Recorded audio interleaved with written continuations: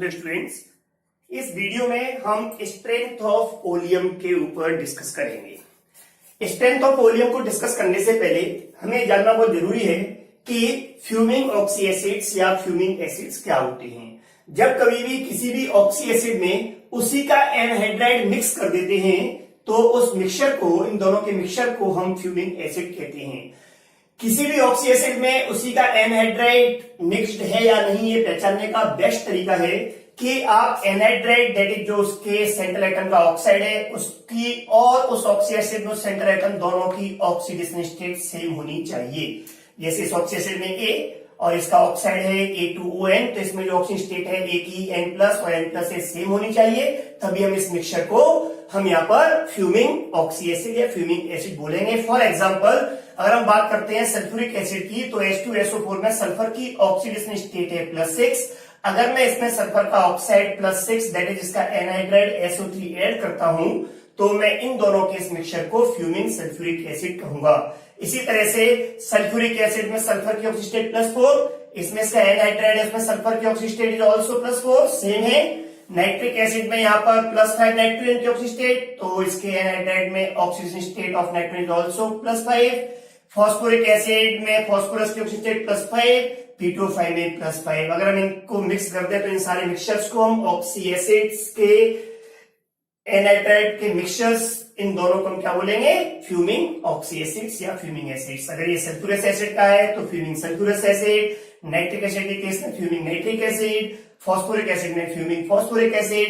इन oxy acids में हम यहाँ पर एक पॉइंट आपका यहाँ पे ऐड करते हैं कि जब भी किसी भी एसिड के एनहाइड्राइड में वाटर ऐड किया जाता है तो वो उस ऑक्सी एसिड में कन्वर्ट हो जाता है। इसीलिए इन एसिड्स के एनहाइड्राइड को हम एसिडिक एनहाइड्राइड या एसिडिक ऑक्साइड्स भी बोलते हैं। अगर मैं यहाँ पर इस मिक्सचर में वाटर ऐड करूं, दैट इज ऑन डाइल्यूशन, मैं इसको डाइल्यूट करूं ऑन डाइल्यूशन, तो हम यहाँ पे देखेंगे कि ये एसिड तो एसिड है, लेकिन यहां पर ये कंपाउंड भी एसिड में कन्वर्ट हो जाएगा। That is we will get HXAAOB, इस तरह का सिर्फ हमें ऑक्सी एसिड मिलेगा, because this also get convert into oxy acid. तो इससे हमें क्लियर हो रहा है कि इस पूरे फ्यूमिंग एसिड जो मिक्सचर था, इस मिक्सचर में जब हमने वाटर ऐड किया है तो हमें प्योर ऑक्सी एसिड मिल रहा है। इसका मतलब क्या हुआ कि डाइल्यूट करने पर जहां इसकी कंसंट्रेशन कम होनी चाहिए थी ऑक्सी एसिड की, वहां पर नंबर ऑफ मोल्स इंक्रीज हो रहे हैं, कंसंट्रेशन इंक्रीज हो रही है। जैसा कि हम जनरली देखते हैं किसी भी कंपाउंड के एक्वा सॉल्यूशन में डाइल्यूशन करने पर, जैसे फॉर एग्जांपल एक्वा सॉल्यूशंस में अगर हम वाटर ऐड करते हैं तो कंसंट्रेशंस डिक्रीज होती हैं। ऐसा जनरली हम हर जगह देखते हैं। लेकिन यहां पर हम क्या देख रहे हैं कि ऑक्सी एसिड में जब हम वाटर ऐड कर रहे हैं फ्यूमिंग में, तो इसका जो एनहाइड्राइड है वो भी एसिड बना रहा है, that is number of moles increase हो रहे हैं। तो उस केस में कंसंट्रेशन इंक्रीज हो रही है, बट कंसंट्रेशन तो डाइल्यूशन पर डिक्रीज होनी चाहिए। इसीलिए हमने यहां पर फ्यूमिंग एसिड्स को रिप्रेजेंट करने का एक तरीका और आपका कर दिया गया। यहां पर फ्यूमिंग एसिड्स की जो परसेंटेज प्योरिटी है, दैट इज जो कंसंट्रेशन है, उसे हम रिप्रेजेंट करते हैं 100+Y% के तौर पर। 100+Y% में जब हम आपका वाटर ऐड करें तो वाटर ऐड करने पर इसकी परसेंटेज प्योरिटी डाइल्यूशन पर डिक्रीज होगी और ये डिक्रीज होगी 100% प्योरिटी तक। हमें कह सकते हैं कि फ्यूमिंग ऑक्सी एसिड्स जो हैं उनकी percentage purity is represented as 100+Y%, which decreases, जो डिक्रीज होती है on adding water, that is on dilution up to 100%, जो कि होना चाहिए था डाइल्यूशन पर, वही अब हो रहा है। यहां पर बस आपको ये जानना बहुत जरूरी है कि यहां पर जो हमने Y यूज किया हुआ है, ये Y is the number of grams of water. ये वाटर के वो ग्राम्स है जो हम इसमें ऐड करते हैं। इसमें Y ग्राम हम जो ऐड कर रहे हैं, लेकिन ये Y ग्राम ऐड करने में कुछ कंडीशंस हैं। नंबर 1, फर्स्ट कंडीशन, ये Y ग्राम वाटर का वो अमाउंट है जो ऐड करने पर हमें 100% ऑक्सी एसिड यहां पर मिले। 100% pure oxy acid, that is water फिर ना बचे, ना इसका एनहाइड्राइड बचे, तो उस केस में कितना अमाउंट हमने मिलाया है, that is Y gram. Number 2, ये Y ग्राम हम जो मिला रहे हैं वो इस ऑक्सी एसिड के 100 ग्राम में मिला रहे हैं। There are two conditions. Y यहां पे क्या रिप्रेजेंट कर रहा है? Y is the number of grams of water required to form 100% pure oxy acid from 100 gram of fuming acid, fuming that is mixture, from 100 gram of fuming acid. जैसे हम यहाँ पे एक एग्जांपल लें कि 100 प्लस 22% का मेरे पास ओलियम है। अब आप कहोगे वोलियम, तो यहाँ पे एक टर्म आपका जानना वो जरूरी है कि जो फ्यूमिंग सल्फ्यूरिक एसिड है, इस फ्यूमिंग सल्फ्यूरिक एसिड को हम ओलियम भी बोलते हैं। और इसको रिप्रेजेंट करने के लिए हम कई बार यहां पर H2H2O7 से भी रिप्रेजेंट कर देते हैं। तो यहां पर आप ये देखें कि इस ओलियम में जो है वो इसकी परसेंटेज 100 प्लस 22% है। अगर इस ओलियम का मैं 100 ग्राम लेता हूं, ये जानना बहुत जरूरी है कि हमें जो वाटर का अमाउंट जो हम ऐड कर रहे हैं वो कितने में ऐड कर रहे हैं, 100 ग्राम फ्यूमिंग एसिड में। तो ओलियम कितना लिया हमने, 100 ग्राम। यहाँ पे सपोज कीजिए कि इसमें x ग्राम SO3 है, that is x gram out of 100 gram, that is percentage of SO3 जो है वो x है। If the percentage of SO3 in oleum, अगर ओलियम में फ्यूमिंग सल्फ्यूरिक एसिड में SO3 की परसेंटेज कितनी है, x है, दैट इज 100 ग्राम में x ग्राम है, और मैं इसमें y ग्राम वाटर ऐड कर रहा हूं जिससे कि ये पूरा मिक्सचर कंप्लीटली 100% प्योर H2SO4 में कन्वर्ट हो जाए। एक H2SO4 यहां पर दिख रहा है यहां पर, और एक यहां से बन गया, that is 2 molecules of H2SO4। इस इक्वेशन से क्लियर हो रहा है कि 1 मोल SO3 के लिए हमें 1 मोल वाटर चाहिए, तभी SO3 plus H2O that is H2SO4। अगर इनके 1 मोल के लिए 1 मोल चाहिए, इसका मतलब ये यहां पर जितने भी मोल SO3 के होंगे उतने ही मोल हमें इसमें वाटर ऐड करना पड़ेगा, that is to form 100% pure oxy acid. मुझे अगर ये ऑक्सी एसिड 100% प्योर बनाना है तो number of moles of SO3 will be equal to number of moles of water. इन दोनों के नंबर ऑफ मोल्स बराबर होने चाहिए। अगर ये x ग्राम है, मुझे या y ग्राम है, मुझे इसका मास मालूम है, तो नंबर ऑफ मोल्स के लिए मास बाय मोलर मास। तो here number of moles of SO3 mass is x gram divide by molar mass SO3 का 80। ये आप कैलकुलेट कर सकते हैं। सल्फर का 32, 3 ऑक्सीजन का 48, तो 32 plus 48 that is 80 is equal to number of moles of water. यहां पर वाटर हमने y ग्राम ऐड किया है, divide by molar mass water हम जानते हैं 80। इस तरह से हमारे सामने एक फॉर्मूला बन गया कि x is equal to 80/18 into y। यहां पर x जो है it is percentage of free SO3। Free SO3 term हम इसलिए यूज कर रहे हैं कि ये वो SO3 है जो वाटर से रिएक्ट करके H2SO4 में कन्वर्ट हो रहा है या एसिड बनाने के लिए फ्री है। तो it is called percentage of free SO3 in oleum. और अगर ये ओलियम है, तो अगर यहां पर हम कोई और ऑक्सी एसिड लेते तो उसका एनहाइड्राइड हो गया, परसेंटेज ऑफ फ्री एनहाइड्राइड। ये आप यहां पे एनहाइड्राइड भी कर सकते हैं, परसेंटेज ऑफ एनहाइड्राइड। जैसे एनहाइड्राइड SO3 है, and y is the mass of water. ये वाटर का मास है जो हमने ऐड किया था 100 ग्राम में। बट आप y कैलकुलेट कैसे करोगे? ये y कैलकुलेट करने के लिए आपको जानना बहुत जरूरी है कि y is equal to 100 plus y% जो हमने किया है, दैट इज ये क्या है, it is the levelling of fuming acid. ये फ्यूमिंग एसिड है, उसकी लेवलिंग है, 100 से ऊपर लिखी जाती है। इसमें से आप 100 माइनस कर दें तो y मिल जाएगा। यहां पर आपका एक बहुत जानना जरूरी है कि यहां पर ओलियम की परसेंटेज 100 प्लस 22% डिपेंड कर रहा हूं, इसमें y is the mass of water added in 100 gram to form 100% pure. जैसे हम यहां एक एग्जांपल लेते हैं कि what is the percentage of free SO3। Free SO3 की हमने पूछी है percentage in an oleum sample, जिसका लेवल जो है, जिस पर लेवल लगा हुआ है 104.5% ऑफ H2SO4। तो यहां पर एक क्लियर हो रहा है कि इस केस में हम ये कहना चाह रहे हैं कि अगर मैं ओलियम जो है उसके 100 ग्राम में 100 से ऊपर जो अमाउंट है वो क्या है, y। इसको हम कैसे लिख सकते हैं, it is 100 plus 4.5%। Here this is y। ये रिप्रेजेंट कर रहा है कि 104.5% H2SO4 जो ओलियम है उसमें उसके 100 ग्राम में अगर मैं 4.5 ग्राम वाटर ऐड कर दूं तो 100% प्योर H2SO4 मिलेगा। तो उसमें फ्री SO3 कितना है, मैं यहां से डायरेक्ट फॉर्मूले से भी इसको कैलकुलेट कर सकता हूं। The percentage of free SO3, percentage of SO3 that is X, जिसको मैंने आप फॉर्मूले में X रिप्रेजेंट किया है, will be equal to 80/18 into Y, and Y is the आपका वैल्यू जो 100 से ऊपर है इस परसेंटेज में, दैट इज 4.5%, तो 4.5। मैं इसको यहां पे कैलकुलेट करता हूं, तो ये 4 टाइम्स 4 से ये 20 टाइम्स, दैट इज 20%। यहां पर हम ये कह सकते हैं कि 104.5% ओलियम जो है उसमें 20% SO3 है, दैट इज 100 ग्राम ओलियम में 20 ग्राम SO3 है और 80 ग्राम H2SO4 है। ये इसका आंसर हो गया यहां पर। लेकिन एक बार आप इसको यहां पर और समझ लें, 20% फ्री SO3 का मतलब है कि 100 ग्राम oleum is formed by 80 gram H2SO4 plus 20 gram SO3। ये जानना बहुत जरूरी है, नेक्स्ट न्यूमेरिकल्स में हमें इस तरह की चीजों की जरूरत पड़ती है। हम नेक्स्ट क्वेश्चन देखें।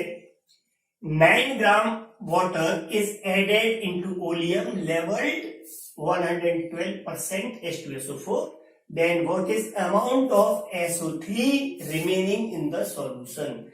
यहां पर जैसा कि मैंने आपसे बताया, अभी हमने स्टडी किया कि जो 100 से ऊपर जो अमाउंट है यहां पर वो 12 है, तो ये Y कितना हुआ यहां पर, Y हुआ 12, और ये जो Y है वो is the amount of water होता है, तो इससे हम नंबर ऑफ मोल्स निकाल सकते हैं। तो number of moles of water, यहां पर जो हमने कितने मोल वाटर ऐड किया है, हमने वाटर ऐड किया है 12 ग्राम डिवाइड बाय 18, दैट इज मैं इसको 2/3 मोल कह सकता हूं। लेकिन अभी हमने थ्योरेटिकली अप्रोच में देखा कि जितने मोल्स वाटर में ऐड करते हैं उसमें उतने ही मोल्स ओलियम में SO3 होते हैं। तो इस ओलियम में, इस H2SO4 में जो SO3 के नंबर ऑफ मोल्स होंगे वो वाटर एडेड वाटर के नंबर ऑफ मोल्स के इक्वल होंगे। So number of moles of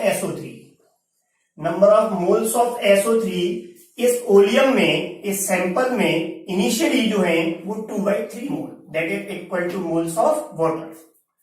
मैंने यहां पर जो अभी ऐड किया है वाटर एडेड, जो वाटर मैंने ऐड किया है उसके नंबर ऑफ मोल्स कितने हैं, वो वाटर ऐड किया है मैंने यहाँ पे 9 ग्राम। 9 ग्राम का मतलब हुआ 9/18 mass by molar mass, that is 1/2 मोल। मैंने half mole of water add किया है। अगर मैंने हाफ मोल आपका वाटर ऐड किया है तो ये हाफ मोल SO3 से ही रिएक्ट करेगा। So it will react with half mole of SO3। ये हाफ मोल SO3 से रिएक्ट करके H2SO4 बना देगा। तो number of moles of SO3 कितने बचे यहां पर, number of moles of SO3 remaining, initially हमारे पास नंबर ऑफ मोल्स ओलियम में कितने थे, वो थे 2/3 मोल, और कितने मोल्स SO3 के H2SO4 में कन्वर्ट हो गए वाटर से रिएक्ट करके, half mole. So it is equal to, यहां पे कितने मोल बचा, ये यहां पर मोल हुए 1/6 मोल। इन्होंने हमसे क्वेश्चन पूछा है कि अमाउंट ऑफ SO3 रिमेनिंग, जो अमाउंट SO3 रिमेनिंग है, ये अमाउंट मेरे सामने आ गया इन टर्म्स ऑफ मोल्स। तो number of moles of SO3 कितने बचेंगे, 1/6 मोल। अगर आप लोगों से ये ऑब्जेक्टिव क्वेश्चन हो और ऑप्शंस में अमाउंट मोल्स में दिया हुआ हो ऑप्शंस में, तो आप लोग इस क्वेश्चन को यहीं ड्रॉप करके अपने ऑप्शंस के अकॉर्डिंग आप करेक्ट ऑप्शन पर टिक कर सकते हैं। लेकिन अमाउंट अगर मोल्स में ना हो, मास में हो, तो आप जानते हैं mass is equal to number of moles into molar mass. आप इसको इस तरह से कैलकुलेट कर सकते हैं, और इसका नंबर ऑफ मोल्स 1/6 और मोलर मास हम जानते हैं SO3 का 80, 32 सल्फर, 48 ऑक्सीजन। तो यहां पर it is equal to 133 gram. It is the amount of SO3 in mass in form of grams. अगर आप लोगों के सामने ऑप्शंस ना मोल्स में और ना ग्राम में दिए हुए हैं, अगर आपसे यहाँ पर वॉल्यूम दिया हुआ है STP पर, क्योंकि SO3 एक गैस है, तो यहां पर उस केस में आप लोगों से वो नंबर ऑफ मोल्स की जगह पर वॉल्यूम एट STP भी पूछ सकता है। तो अगर आपसे वॉल्यूम एट STP पूछा जाए तो वॉल्यूम एट STP, ये भी आप लोग जानते हैं, एक मोल का वॉल्यूम 22.4 लीटर, तो 1/6 का कितना होगा, that is number of moles into molar volume 22.4,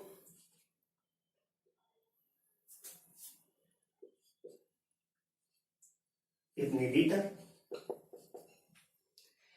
इन सब के बाद हम यहां पे एक छोटा सा डिस्कस और कर लेते हैं कि किसी भी ओलियम में जो लेवलिंग होती है, ये लेवलिंग मैक्सिमम कितनी हो सकती है।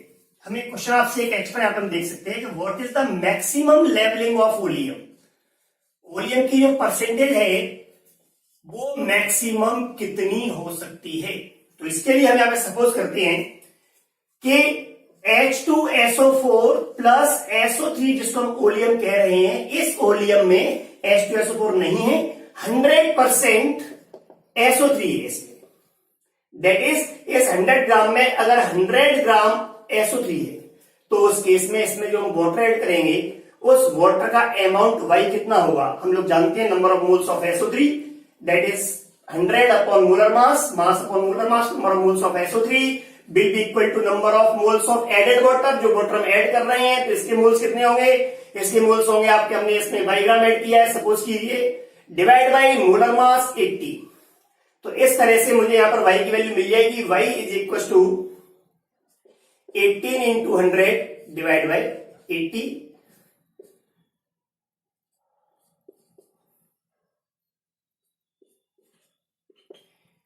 It is 45/2 that is 22.5 gram. इसका मतलब ये हुआ कि Y की वैल्यू जो हो सकती है मैक्सिमम, ये it is the maximum value of Y that is water added जो हमने ऐड किया है उसकी। So maximum percentage of oleum जो है दैट इज लेवलिंग जो है it will be 100 plus Y। ये 100 प्लस Y होती है, आप लोग जानते हैं। सो 100 प्लस 22.4 सॉरी 22.5 दैट इज 122.5%। ये थियोरेटिकली हमने यहां पे देखा, बट हम सब लोग जानते हैं कि अगर H2SO4 प्लस SO3 जिसको हम ओलियम कहते हैं इस मिक्सचर को, अगर इसमें केवल SO3 हुआ 100% दैट इज 100 ग्राम SO3 हुआ, तो केवल SO3 को हम प्योर SO3 तो कह सकते हैं, इसको हम ओलियम नहीं कह सकते। दैट इज 100% SO3 जो है 100% SO3 इज नॉट ओलियम, ये ओलियम नहीं है, क्योंकि ओलियम तो मिक्सचर होता है इन दोनों का। इसका मतलब ये हुआ कि SO3 100 ग्राम नहीं हो सकता, ये इससे कम ही हो सकता है, क्योंकि हम H2SO4 मिलाएंगे तो। इसका मतलब परसेंटेज जो ओलियम की है दैट इज जो लेवलिंग है वो 122.5% के बराबर भी नहीं हो सकती। So final answer maximum levelling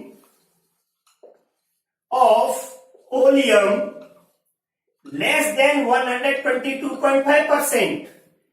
It can't be equal or can't be more than 122.5%. ये इसके बराबर भी नहीं हो सकती, ये इससे ज्यादा भी नहीं हो सकती, ये इससे हमेशा कम होगी। Is that clear? And now the next calculation is percentage of available chlorine in bleaching powder CaOCl2। Bleaching powder को जब हम किसी एसिड से रिएक्ट करवाते हैं तो वो क्लोरीन लिबरेट करता है, और उस क्लोरीन जो उसमें से लिबरेट हो रही है वो कितने परसेंटेज है जो लिबरेट हो सकती है, इसलिए हम उसको अवेलेबल क्लोरीन बोलते हैं। और उसकी परसेंटेज हम कैलकुलेट कैसे करते हैं, इसके लिए ब्लीचिंग पाउडर के अगर हम W ग्राम, इसको हम पहले से मेजर कर लेते हैं। W ग्राम ब्लीचिंग पाउडर को हम एसिडिफाई करते हैं, दैट इज किसी एसिड से रिएक्ट करवाते हैं।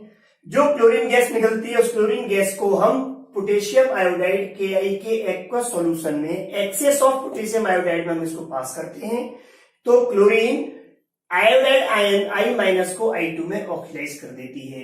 इस लिबरेटेड आयोडीन को फिर हम standard solution of hypo that is Na2H2O3 के स्टैंडर्ड सॉल्यूशन के साथ हम टाइट्रेट करते हैं। टाइट्रेट का मतलब आप लोग जानते हैं, टाइट्रेशन जहां पर रिएक्शन कंप्लीट हो जाती है दैट इज दोनों के इक्विवेलेंट्स बराबर होते हैं। तो इससे क्लियर हो गया कि number of equivalents of hypo जो होंगे जिसको हमने टाइट्रेशन के थ्रू निकाल सकते हैं, क्योंकि एक स्टैंडर्ड सॉल्यूशन है दैट इज नॉर्मेलिटी हमें इसकी मालूम है, नोन है, और टाइट्रेशन के थ्रू हमने इसके VML वॉल्यूम जो हमने इसके मेजर कर लिए हैं। तो number of equivalents of Na2H2O3 क्या होंगे, normality into volume in litre. अगर ये ml में है तो डिवाइड बाय 1000। ये नंबर ऑफ इक्विवेलेंट्स जितने सोडियम थायोसल्फेट के होंगे उतने ही इक्विवेलेंट्स आयोडीन के होंगे और उतने ही इक्विवेलेंट यहाँ पर क्लोरीन के भी होंगे, क्योंकि रिएक्शन कंटिन्यूएशन में ये कंप्लीटली चेंज हुआ है, इसमें ये कंप्लीटली इसे रिएक्ट कर रहा है।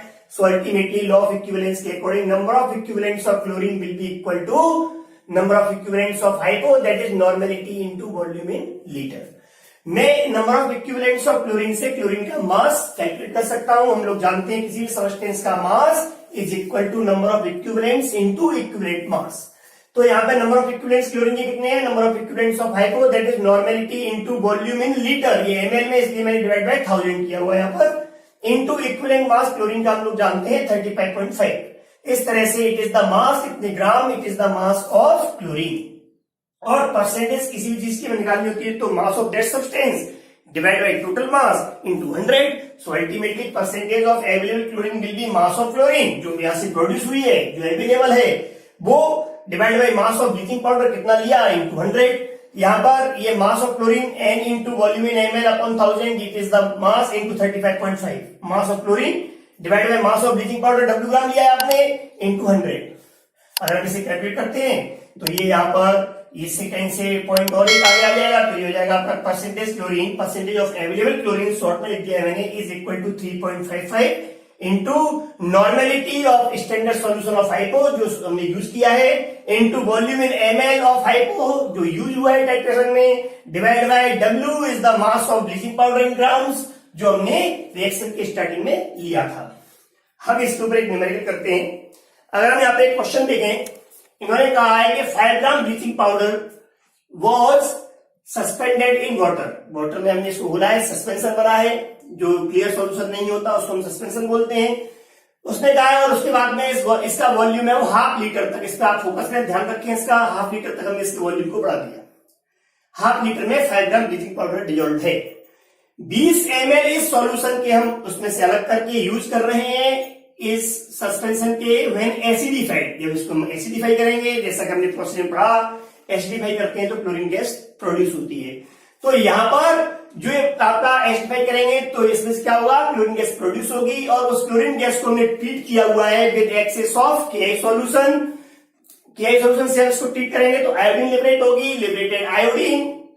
इस आयोडीन को हमने क्या किया, विच रिक्वायर्ड 20 ml और देसी नॉर्मल। देसी नॉर्मल का मतलब होता है जिसकी normality 1/10, centi normal 1/100, penti normal 1/5, semi normal 1/2। तो यहाँ पे ये देसी नॉर्मल है, दैट इज नॉर्मेलिटी 1/10।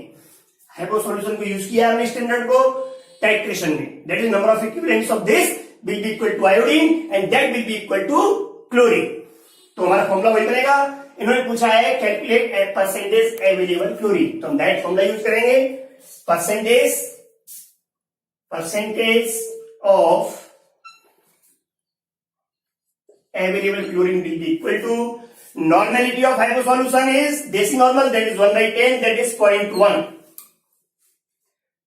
सबसे पहले हम इस फॉर्मूले में 3.55 into normality is 1/10, that is 0.1 into volume in ml, कितने ml यूज किया हमने, 20 ml, divide by mass of bleaching powder. बस यहां पर आपको इतना केयरफुली बस चेक करना है कि जिस सॉल्यूशन को आपने रेट करवाया है ब्लीचिंग पाउडर के, क्या ये 20 ml में 5 ग्राम है? नो, ये यहां रिएक्शन हुई है तो इसमें कितना मास है, W वो यूज किया जाएगा, टोटल W हमने यूज नहीं किया है। इस पूरे सॉल्यूशन में केवल 20 ग्राम में रेट किया है, दैट इज केवल 20 ग्राम में जो ब्लीचिंग पाउडर होगा उससे प्रोड्यूस क्लोरीन ने ही रिएक्शन की है, दैट इज वाई 20 ml में कितना ब्लीचिंग पाउडर है हम ये यहाँ पे कैलकुलेट कर लेंगे।